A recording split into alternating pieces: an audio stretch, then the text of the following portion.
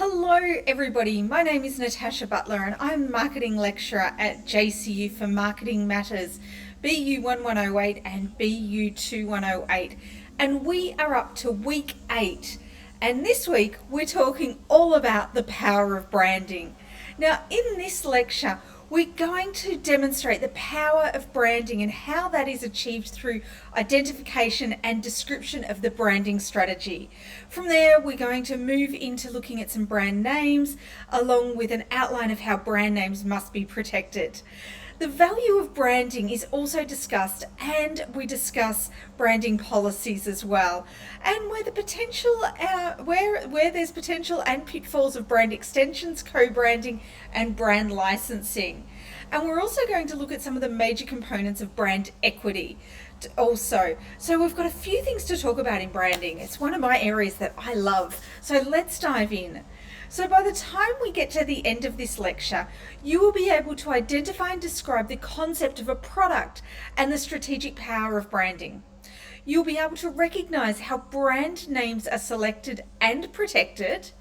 You'll be able to explain the value of branding, identify branding and connect them to brand extensions or co-branding or brand licensing, and define brand equity and discuss the major components of brand equity, and finally explore different strategies for building and sustaining brands.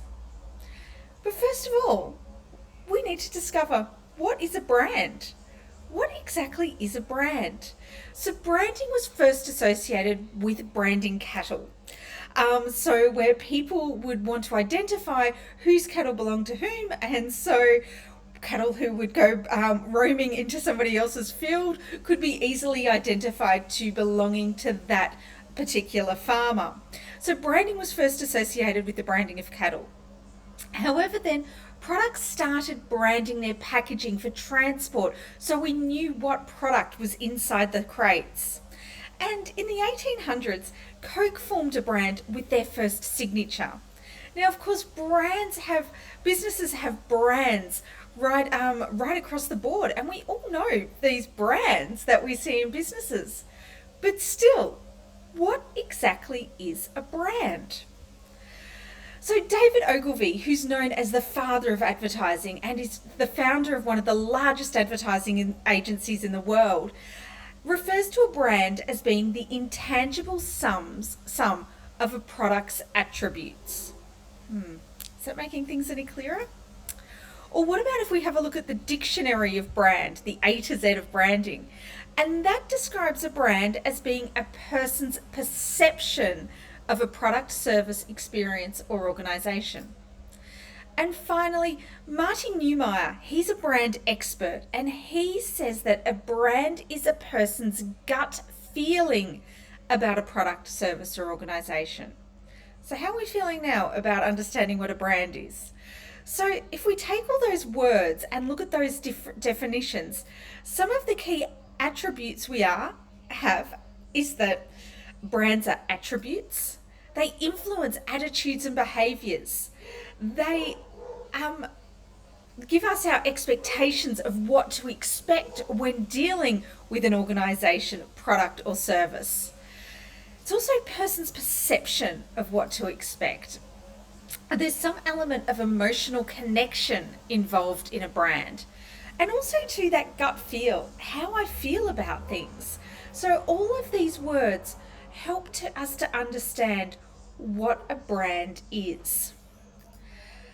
And branding has great power in the marketplace. So, as we can see with the example here, 2 pairs of shoes, exactly the same, it's just that one has the Nike swoosh on it, and therefore can retail at a much higher price. So a product can be considered a good, a service, a person, or an idea, or an experience, as we've spoken about previously back in week 1. And these things are actually separate from the brand, because the brand is what is a representation of that product. Now, companies create and use their brands to communicate an offering to their customers, and brands are powerful tools to use in positioning of those products. So a brand is a name, a term, a symbol, a design, or another feature that identifies one marketer's product as distinct from those of other marketers. And a brand name is that part of the brand that can't be spoken, including letters, words, or numbers. The brand logo, I don't know where the logo went. Anyway, the brand logo is an element of a brand that can't be spoken and is often a symbol or a design. We have a trademark, and that's a legal designation indicating that the owner has exclusive rights or use of that brand or part of the brand, and that others are prohibited by law from using it. And we have a trade name, and that's the full legal name of an organisation rather than a specific name of a product. So branding efforts throughout marketing communications demonstrate that brand positioning. Brand managers must really clearly communicate what their brand offers, emphasizing the brand values. This way brand positioning is demonstrated. Consumers then decide whether the brand fits with their values, which then influence their purchase decisions. When selecting a brand name, the corporation needs to highlight the importance of the brands, of their authenticity, believability, durability, and value and responsibility. So from the organizational point of view, a brand's authenticity should reflect the organizational identity. Now, an organization's identity is valued on their level of integrity, their honesty, and transparency. But brand authenticity digs even deeper than that. It's about the brand's level of faithfulness to its consumers. It is so that it's true to its customers, and it is motivated by care and responsibility towards those customers. Building brand authenticity is all about giving people a reason to care about the brand. Brand believability needs to accurately reflect the organizational culture, including the values such as trust, openness, integrity, respect, and collaboration towards recognizing their market as the reason that they exist. And then they relay this through embedded branding messages. The brand needs to also be durable, and this refers to the long-term sustainability in the marketplace. This is a measure of customer retention and loyalty, and it's represented by returning brand customers. A brand can only last as long as it continues to resonate to its customers, and therefore it requires the brand to change with its consumers' changing needs. Brands also need to create stakeholder value to be profitable. And this means that they need to create value by removing any barriers, eliminating frustrations, anxieties, and fears around a company's products compared to other products. And finally, we need to consider brand responsibility. And this reflects the organization's purpose and ethical position with regards to their corporate social responsibility.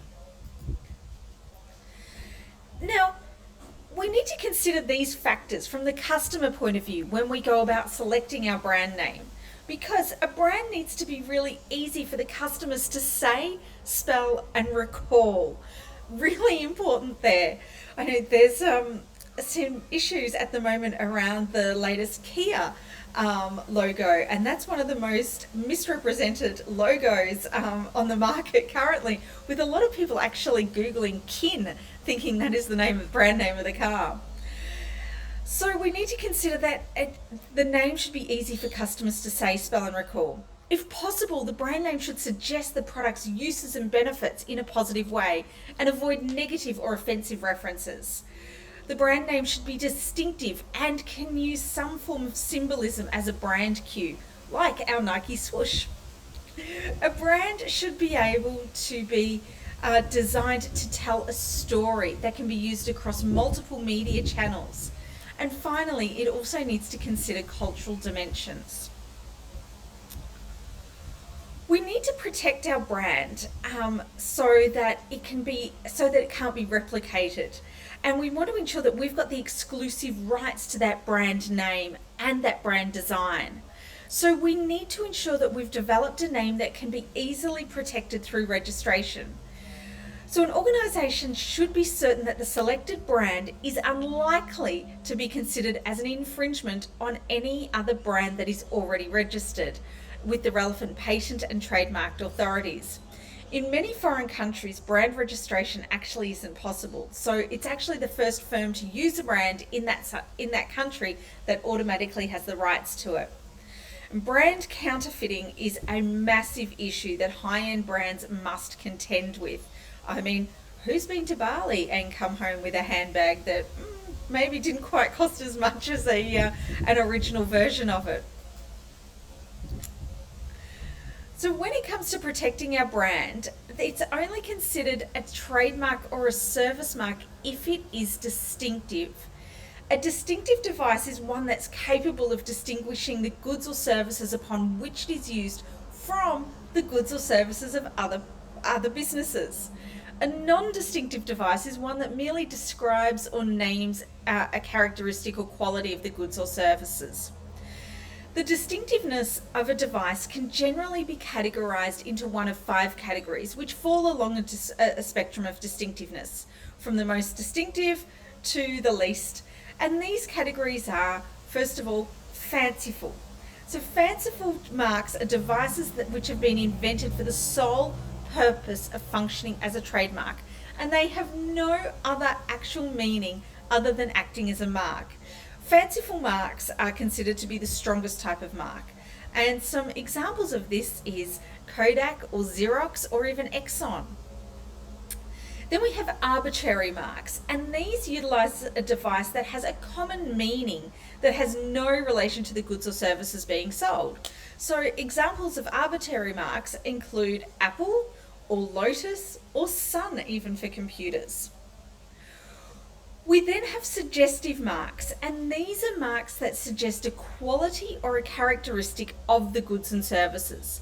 Despite the fact that suggestive marks are not quite as strong as fanciful or arbitrary marks, suggestive marks are far more common due to the inherent marketing advantage of trying to mark to the product in a consumer's mind. Suggestive marks are often difficult to distinguish from a descriptive mark, since both are intended to refer to the good and service in question. Suggestive marks require some imagination that go into it, thought, or even some perception for us to reach that conclusion as to what the nature of the goods are. Some examples of this include Microsoft, which is suggestive of software for microcomputers; Netscape, suggestive of software which allows traversing of the landscape of the internet; or Silicon Graphics even, which is suggestive of graphic-orientated computers.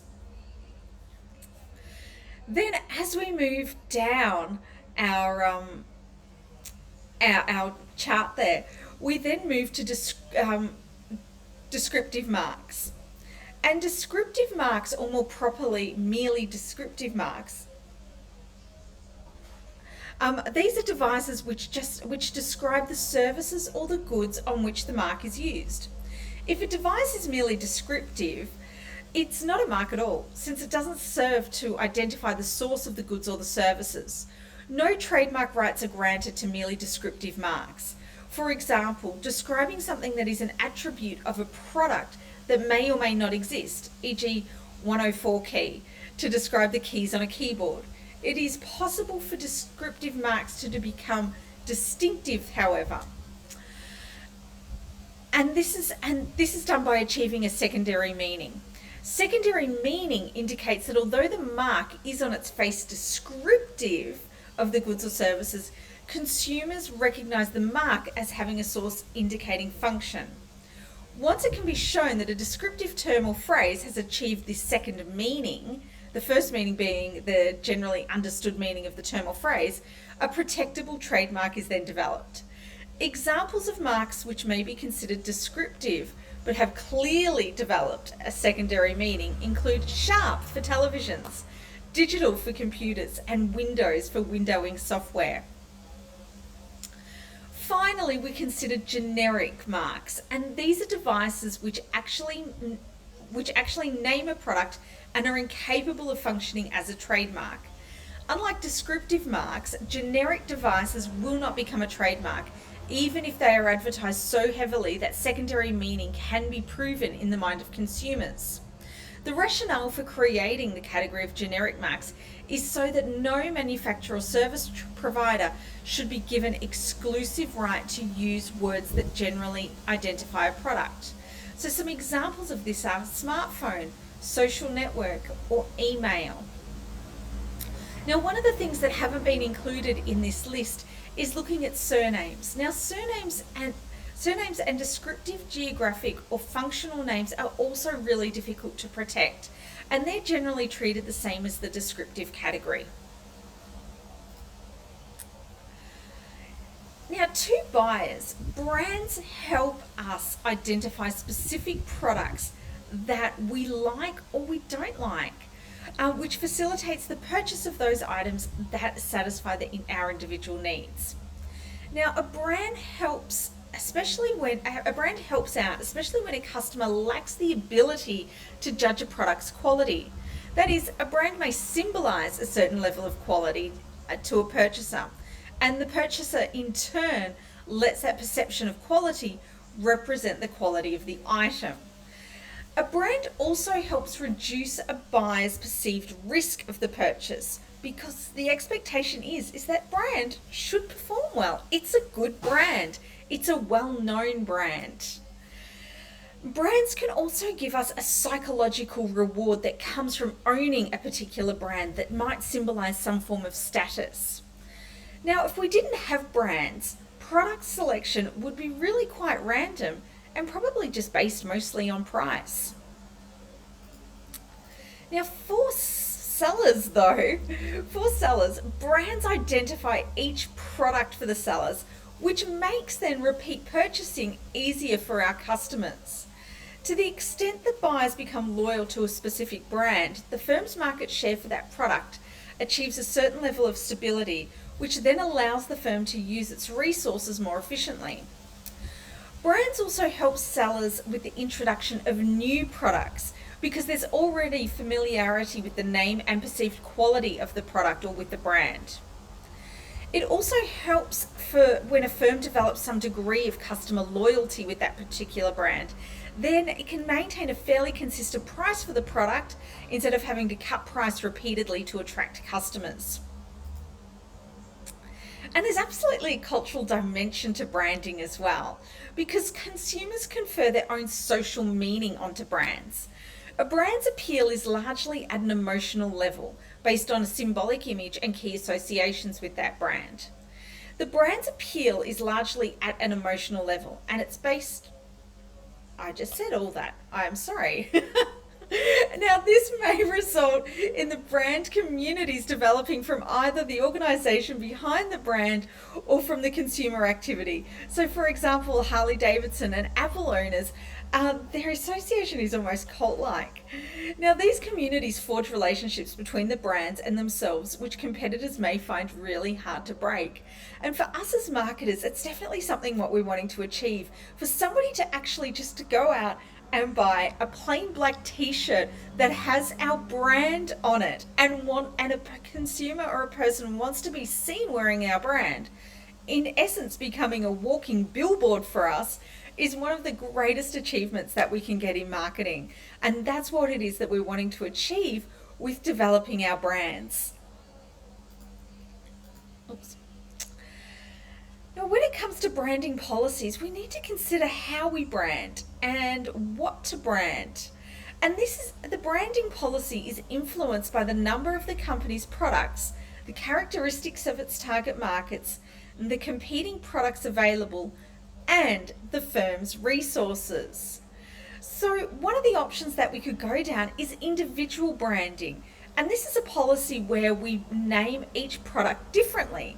So for example, Unilever, which owns Dove, Rexona and Pond's, which works in the personal care space, have branded their products all individually and created separate personas and marketing strategies around each of these different brands.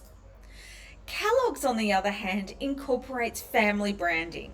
Now, in family branding, all of the firm's products are branded with the same name, or at least part of that name. And family branding is really beneficial because the promotion of one item with the family brand actually promotes other products in the firms. Then we need to consider brand extensions. Now, brand extension occurs when an organization uses one of its existing brands to brand a new product in a completely different category. Now, Virgin is a great example of this. So Virgin actually started as a mail order record company. And today they've expanded into so much more than just that. Of course, we know Virgin Airlines and Virgin Travel. There's also Virgin Books. We've got Virgin Space Travel with Virgin Galactic, Virgin Mobile, Virgin Money, Virgin Wines, and so many more. Now, not all Virgin brand extensions have been successful, but the majority of them are. And as consumers, we're sort of kept on the edge of our seats, waiting to see what the next Virgin brand extension will be. Now, it's important to note though that a brand extension is different to a line extension. Now, a line extension is a marketing strategy to expand the product line under the same brand, such as Coca-Cola, where Coke has its classic product, but then has extended the product line into no sugar, Coke Diet Coke, Coke Vanilla Coke, Vanilla Coke with no sugar, Cherry Coke, etc. Colgate is also another great example that does that too, with different types of toothpastes and toothbrushes that all fall under the one brand. Then we might consider co-branding. Now, co-branding is the use of two or more brands on one product. And marketers employ co-branding to capitalize on the brand equity of the multiple brands. So the two brands can be owned maybe by the same company, or else they could be two distinct brands from two different organizations. Co-branding capitalizes on the trust and the confidence customers have in the brands involved. Now, it's really important with co-branding that the brands don't lose their individual identities, and it should be really clear to customers which brand is actually the main brand here. So when a co-branded product is unsuccessful, both products can be implicated in the product failure. So to gain customer acceptance, the brands involved must represent a complementary fit in the minds of our buyers. Now, the example that we have up on the screen, however, though probably not quite branded correctly, is McFlurry, and where McDonald's have partnered with both Oreo cookies and with M&M candies to create Oreo McFlurry and an M&M McFlurry. And there's many other different co-branding examples out there. I invite you next time you go to the supermarket to have a look and to see what type of co-branding products you can find. In addition to co-branding, we also have brand licensing. And this is where we have an agreement where a company permits another organization to use its brand on other products for a licensing fee. So a growing number of companies are letting approved manufacturers use their trademarks on other products for a licensing fee. Now, some of the advantages of licensing include extra revenue, low cost, free publicity, new images, and trademark protection. The brand licensee is actually responsible for all the manufacturing, selling, and advertising functions of these licensed brand products. And this approach can actually bring in a substantial amount of additional revenue and publicity, new and increased image and reputation, and trademark protection of that brand asset. However, the lack of manufacturing and control may actually hurt the company's name. So the licensee bears all the costs if the licensed product fails. And as you can see here, the example of using SpongeBob to help endorse our particular products there. Because again, the target audience here may not be the person making the purchase, but the person who's consuming the product, who, please, buy me SpongeBob, which is how that particular product works. Now, if we consider brand equity is the marketing and financial value associated with a brand's market strength. And this includes four major elements: the brand name awareness, so how well it's known, the perceived brand quality in the marketplace, the associations of the brand, and finally, brand loyalty. All come into making up our overall brand equity. The extent to which a brand is recognized by potential customers and correctly associated with a particular brand or service is called brand awareness. And brand awareness leads to the familiarity, and familiar brands, it leads to familiarity. And familiar brands are more likely to be viewed as reliable and more acceptable of quality, which is why, as marketers, we constantly advertise and promote our products so that we can increase that brand awareness and that and recognition, so that brands become more familiar to our consumers and they're more likely to purchase it. Brand loyalty is a customer's favorable attitude towards that specific brand. Now, if it's strong enough, customers will purchase the product consistently over a long period of time, which for us as marketers and businesses is really what we want. Brand loyalty reduces the perceived risk of a mispurchase by the customer, and it shortens the customer's time and mental effort spent on the decision-making process to get to the purchase. Brand loyalty also reduces a brand's vulnerability to competitors' actions, and it reduces the need for us and the cost for us to have to attract new customers. Loyal customers provide brand visibility and reassurance to potential customers. And brand loyalty can be categorized into three categories: recognition, preference, and insistence.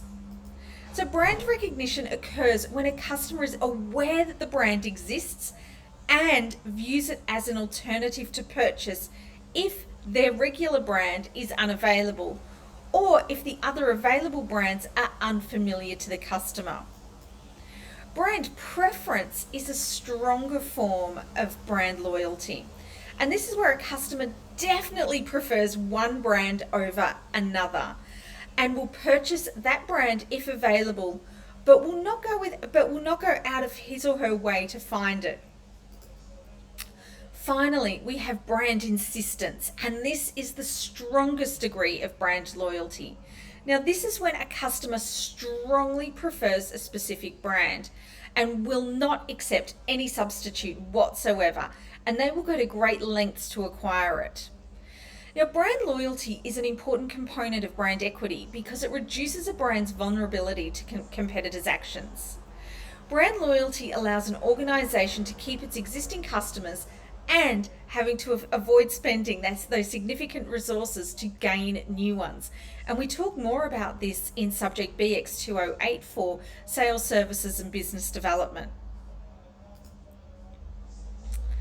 Now, the perceived brand quality helps to support a premium price, allowing a marketer to avoid severe price competition because a brand name can actually stand for and be used to judge the actual quality of other products in the marketplace. So this happens through an intangible overall brand evaluation, and consumers use that brand name as a substitute for an actual judgment of quality. Now, a perceived high brand quality supports a premium price, and that eases the introduction for us to have those brand extensions.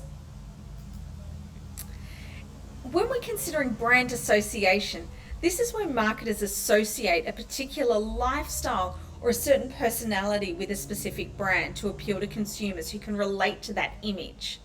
Marketers then use this association when creating their marketing communication plans, because people build relationships with people, but also with brands who are familiar to them or reflect their association, their lifestyle, and their personality. And so that's why we try to get those brand associations or those lifestyle associations or those personality associations with our particular brand. So the example that we have here on the screen is of Nescafe, and some of the word associations that we have with that is, instant coffee, cheap, Nestle, it's everywhere, it's quick, it's, convenient, those types of things. And that's therefore then as marketers, we can develop our communications plans around those terms.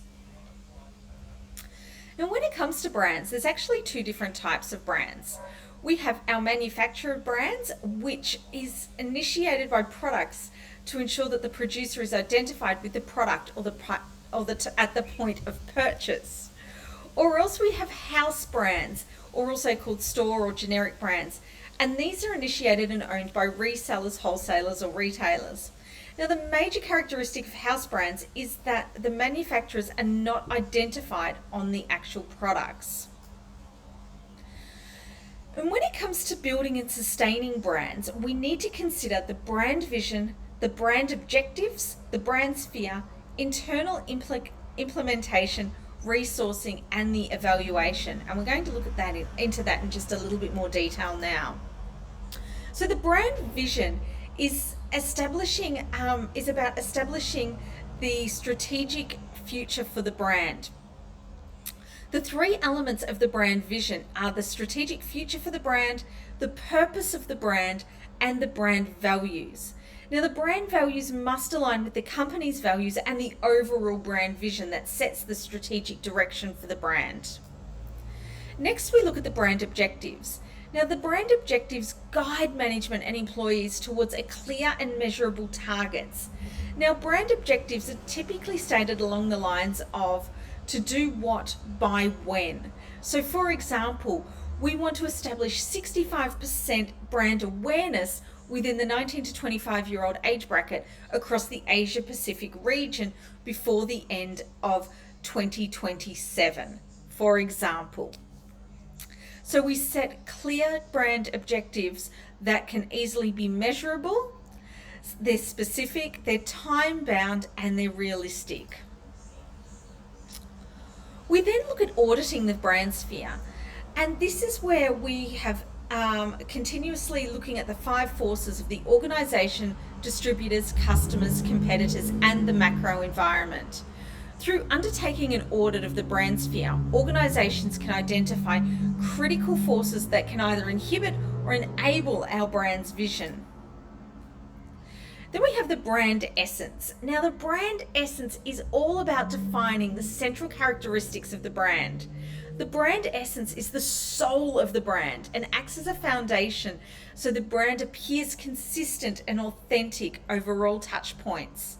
It defines what the brand stands for, shapes the overall identity, and aims to invoke a particular thought, feeling, or emotion in consumers. Typically, the brand essence is expressed in only 2 to 3 words. We then need to consider the internal implementation of our brand strategy. Now, internal systems need to definitely be considered with our brand strategy, and this includes the customer service system, frontline management system, operational systems, support systems, and delivery systems. Now, this range of necessary systems needs to reinforce the brand's functional and emotional values and capitalize on what the organization is known for and what they're good at. The organizational culture is really important to consider here, and this is where appropriate action and behavior can actually create a competitive advantage for our brand, because as the brand experience, it's not just what the customer gets, it's how they get it.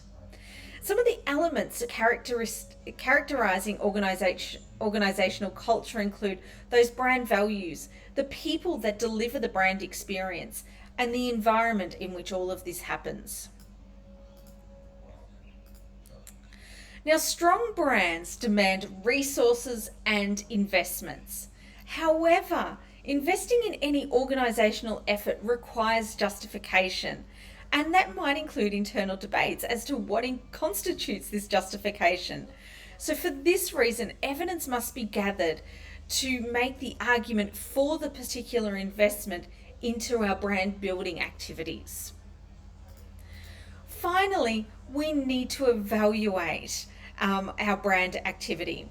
And this is a continuous process where brand performance is measured against key criteria as related to those brand objectives. How well are we going towards achieving those brand objectives? Now, continuous monitoring enables an organisation to identify whether or not a brand is actually on track to achieve those objectives. Early identification that the brand is off track enables the brand managers to ensure the brand marketing is promptly and appropriately adjusted in order to bring it back on track. Now, if we're building a brand for a service rather than products, that can just as easily be done as well as with tangible goods. So it doesn't matter whether you are looking at a service-based product, an experience, a product, a tangible product. We go through exactly the same elements to consider our building our brand. Whew. So a pretty quick one for you this week, everybody. So by now, our discussion on branding, you should be able to identify and describe the concept of a product and the strategic power of branding. Recognize how brand names are selected and protected. Explain the value of branding. Identify branding policies and connect them to brand extensions, co-branding, and brand licensing. Define brand equity and discuss the major components, and explore the different strategies for sustaining brands. Well, everybody, I really enjoyed having you here. I hope that you got something out of that. Let me know in the comments below, and I look forward to seeing you next week.